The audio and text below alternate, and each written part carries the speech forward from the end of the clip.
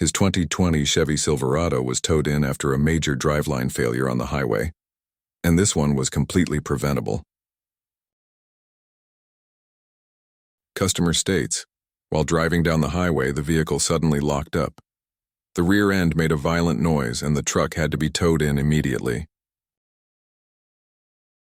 Upon inspection, we found the rear differential had been operated with no gear oil in it.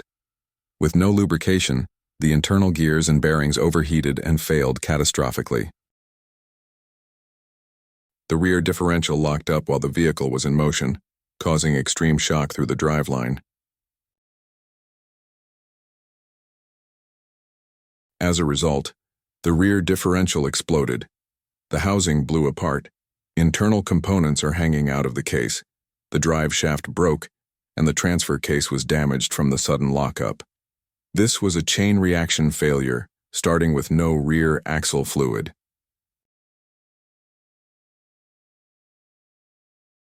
Cause rear axle fluid completely empty.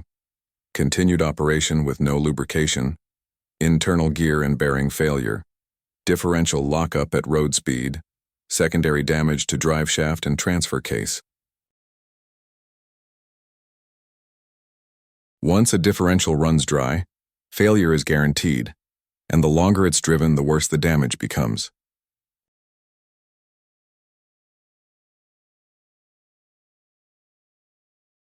This vehicle requires complete rear differential replacement, drive shaft replacement, transfer case replacement, transmission replacement.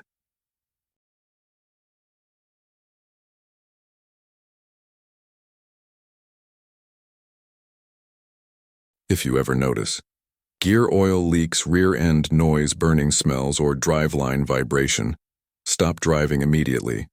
Follow video service information for real-world mechanical failures. Not guesses, not excuses, just the facts.